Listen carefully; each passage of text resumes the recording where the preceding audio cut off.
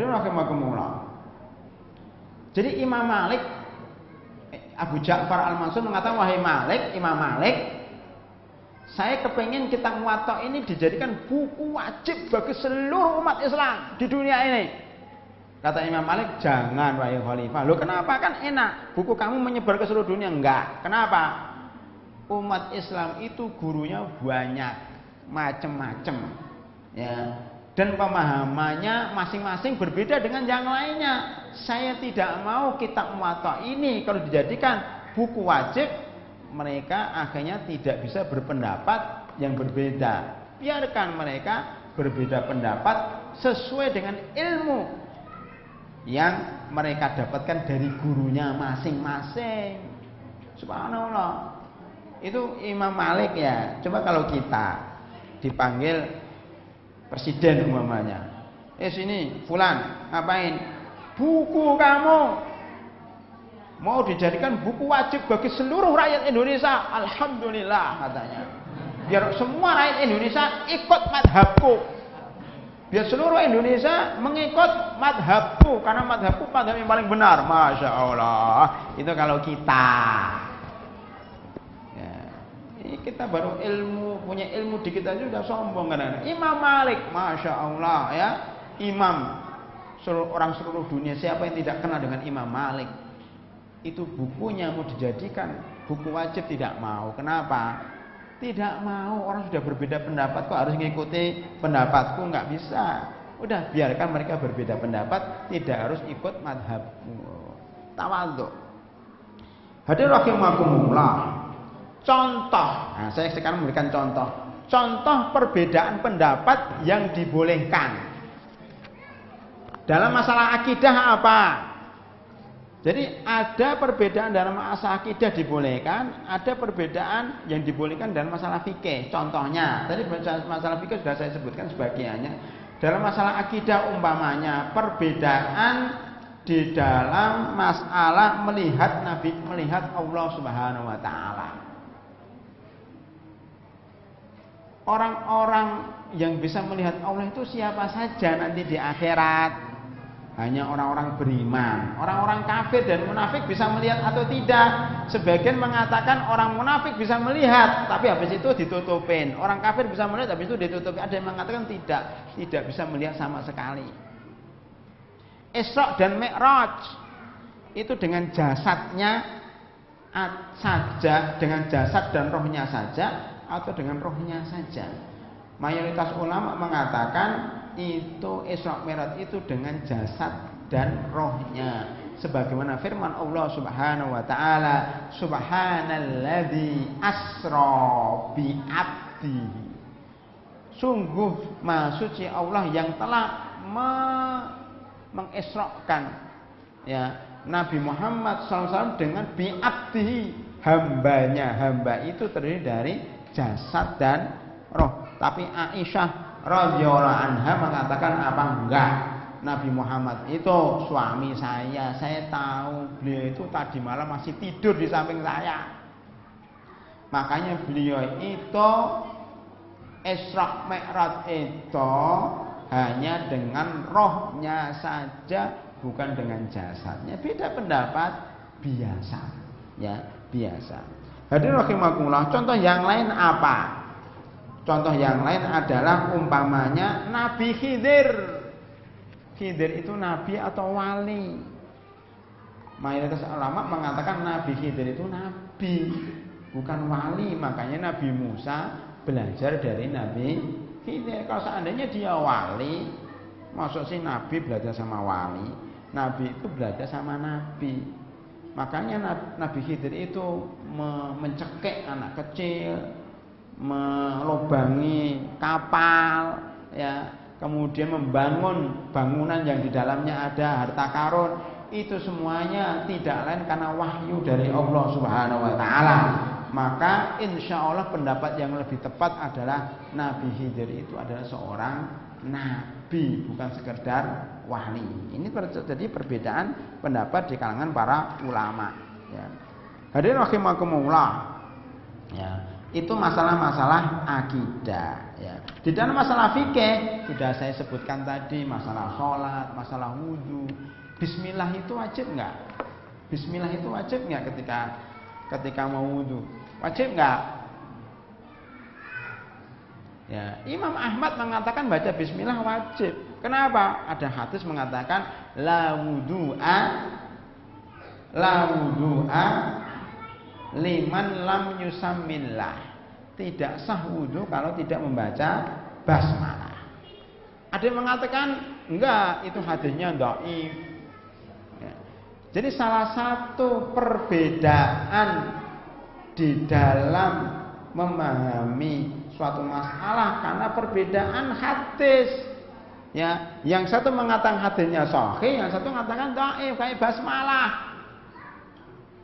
Contoh lagi, sholat tasbih, ada enggak sholat tasbih itu? Sholat tasbih ada enggak para hadirin? Sebagian ulama mengatakan sholat tasbih itu ada. Sholat tasbih itu sholat membaca subhanallah subhanallah gitu ya. Soalnya berbeda dengan sholat yang biasanya. Sebagian besar ulama mengatakan sholat tasbih itu enggak ada. Kenapa? Hadisnya dhaif. Contoh lain masalah hadis.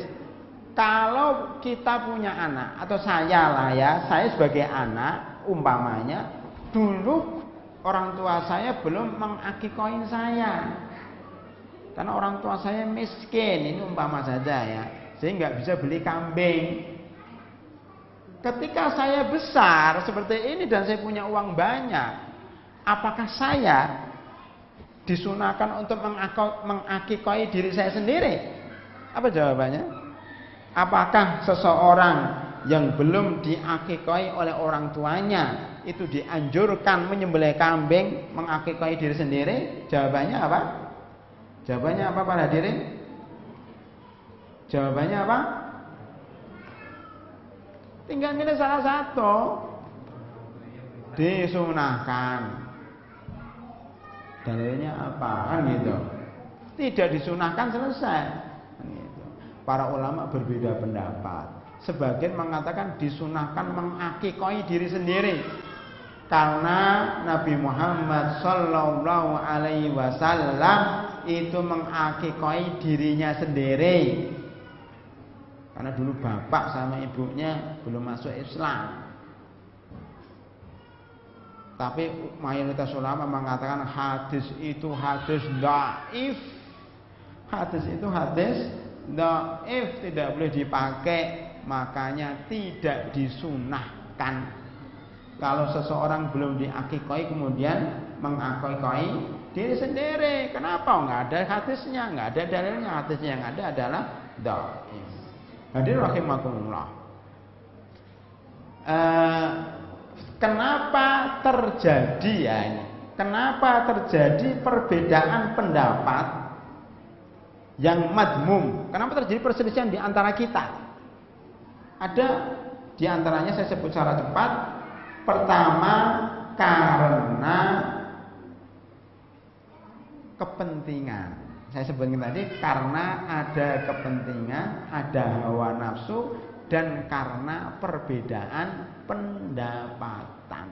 Jadi nanti Pak, perbedaan pendapat itu kadang disebabkan oleh perbedaan pendapatan.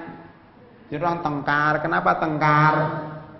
Perebutan lahan, gitu kan? Ada tanah, masing-masing punya sertifikat ini, rebutan, tengkar, bunuh-bunuhan. Kenapa? Perbedaan pendapatan. Dia kepingin dapat uang juga. Ya. Kenapa terjadi perbedaan umpamanya di DPR? Ya, tentang Freeport, ya, itu juga karena perbedaan kepentingan dan pendapatan. Jadi orang itu berselisih itu rata-rata karena uang, Pak. Karena uang. Orang itu berselisih rata-rata karena uang. Termasuk yang disayangkan adalah antara umat Islam sendiri, ya, antara ormas-ormas sendiri. Kadang terjadi perbedaan yang diharamkan karena berselisih antara kelompok-kelompok Islam sendiri. Karena berselisih karena perbedaan pendapatan tadi. Kadang-kadang ada seorang dai diusir dari masjid. Kenapa? Ini mengurangi jatah saya katanya. Begitu. Ini enggak benar ini ya. Ini karena hawa nafsu. Jadi hawa nafsu itulah kemudian terjadi perbedaan pendapat. Yang kedua, karena kebodohan. Orang berbeda pendapat karena bodoh. Kamu kunut bid'ah. Nah, ini karena bodoh orangnya. Kunut itu perbedaan pendapat yang boleh ditoleransi. Kenapa? Karena mazhab Syafi'i mengatakan bahwa hadis kunut itu hadis sahih. Karena Rasulullah sallallahu alaihi wasallam yaqnutu fis subhi hatta yufariqu dunya. Nabi Muhammad sallallahu alaihi wasallam itu selalu kunut subuh sampai belum meninggal dunia. Itu kata mazhab Syafi'i, hadisnya sahih, disahihkan oleh Imam Baihaqi ya.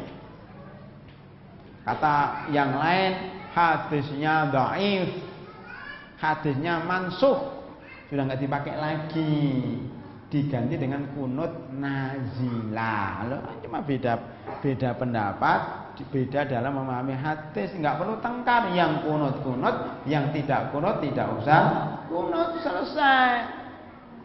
Ya. Kenapa orang bertengkar? Karena enggak paham, bodoh, enggak belajar fikih. Ada seorang imam di masjid, imam sholat, Allahu Akbar, Alhamdulillahi Rabbil Alamin. Oh, Alhamdulillah, mana basmalahnya? Ustaz, sini Ustaz. Ustaz tadi enggak baca basmalah. Besok jangan jadi imam lagi di sini. Pergi. Oh. Wah, otoriter DKM-nya. Kenapa? Bodoh DKM-nya. Kenapa? Enggak bismillah itu adalah perbedaan pendapat para ulama, dan dia bodoh juga. Imamnya itu baca basmalah, cuma tidak dijaharkan. Allahu Akbar, Bismillahirrahmanirrahim, Alhamdulillah. Jadi bismillah itu dipelankan. Makanya para hadirin, kalau nanti jadi imam di masjid yang madhabnya basmalah, ya dikeraskan atau dibunyikan dikit. Bismillahirrahmanirrahim, Alhamdulillahi Rabbil Alamin, umpamanya ya. Banyak yang nggak tahu Pak. Kalau orang paham, insya Allah, oh nggak apa-apa Ustadz, nggak baca basmalah, ini perbedaan dalam fikih biasa. Ustadz bacanya pelan-pelan nggak apa-apa, keras lebih baik. Nah, itu berarti bagus DKM-nya. Nah, jadi perbedaan pendapat karena bodoh. Yang ketiga, kenapa terjadi perbedaan pendapat sampai bertengkar? Karena sedikitnya ulama dan banyaknya pemimpin-pemimpin yang jahat. Yang keempat, karena ta'assub, fanatik golongan ini.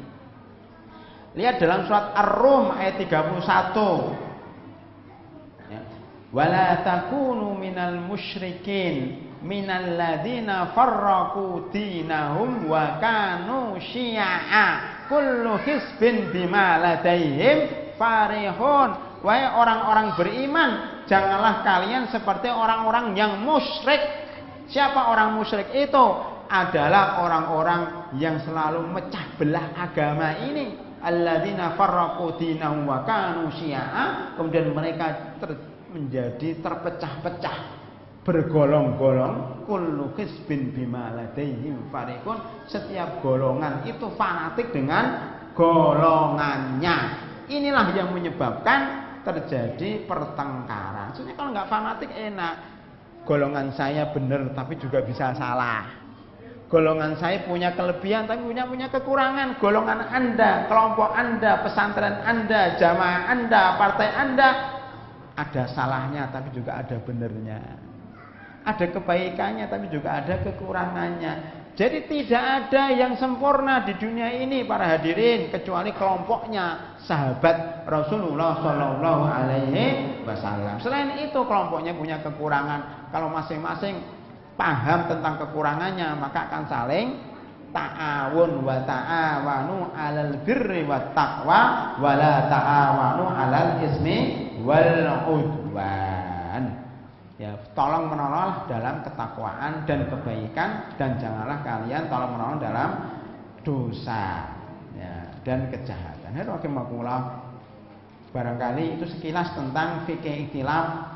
Tentunya kalau kita berbeda pendapat dengan teman, tanyakan dulu pendapat Anda dalilnya apa. Maksud yang Anda katakan apa. Jadi supaya kita paham. Jangan dia ngomong kemudian kita salahkan. Enggak, maksud Anda apa? Klarifikasi dulu sebelum kita menuduh. Kamu salah. Klarifikasi dulu. Maksud Anda apa? Ini supaya tidak terjadi suudzon. Yang ketiga, ya, kita harus memahami apakah itu masalah tadi, kembali, apakah masalah yang boleh beda pendapat atau masalah yang tidak boleh beda pendapat. Kalau itu masalah yang tidak boleh beda pendapat, kita katakan Bapak salah. Ini ijma para ulama. Kita sampaikan dengan baik, jangan dituduh, dicaci maki di depan orang banyak. Saya kepengen, saat terakhir saya kepengen nyampaikan hadis Rasulullah SAW, bagaimana cara dia itu menasihatin orang jika itu orang itu salah. Ya, orang itu mungkin salah, tapi dia nasihatinnya dengan cara baik dong. Suatu ketika ada pengajian seperti ini, tiba-tiba ada orang desa masuk. Tahu orang desa? Orang desa Klutuk, ya. Desa Klutuk itu yang tinggal di desa tidak ada listrik, tidak ada HP, tidak ada motor, tidak ada mobil, namanya Desa Klutuk.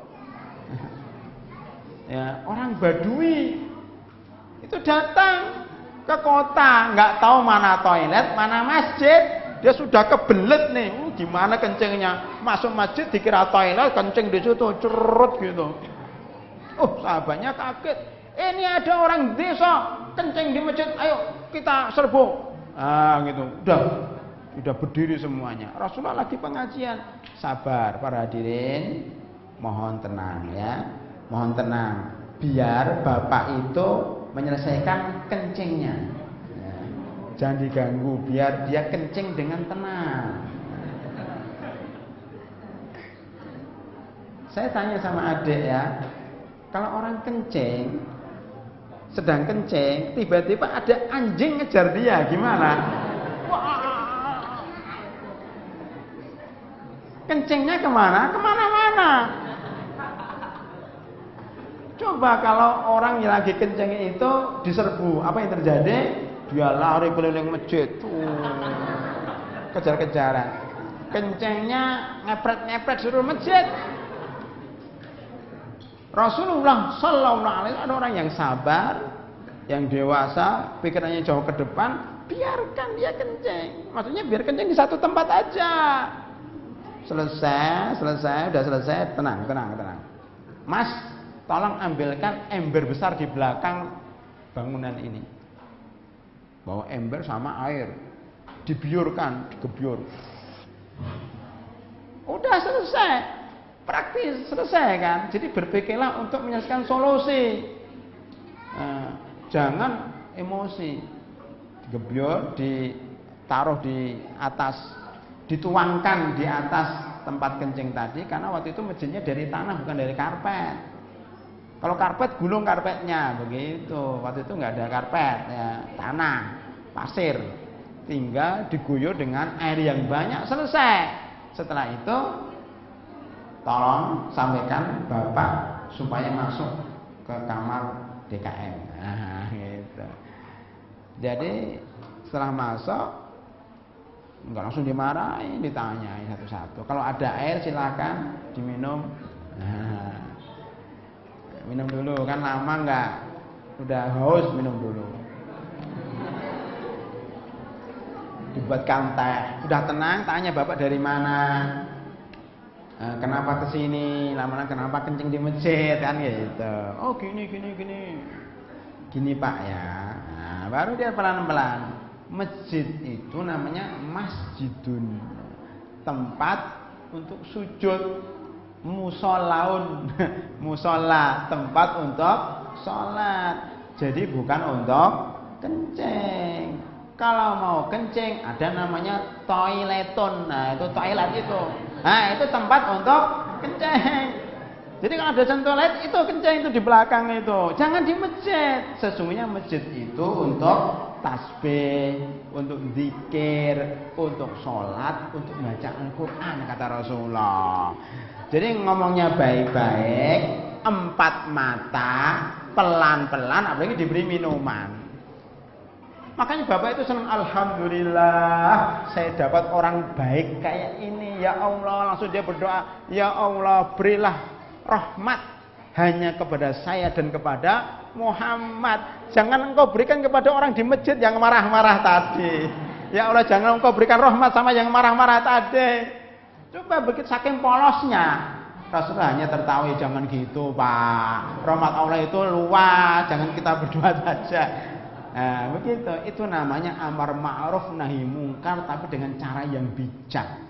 Kalau kita terjadi perbedaan pendapat, itu udahlah, nggak usah marah-marah, nggak usah tengah-tengah. Yuk kita diskusi, yuk apa sih masalahnya? Nah, itu apa sih masalahnya, kita musyawarah. Begitu para hadirin rahimakumullah.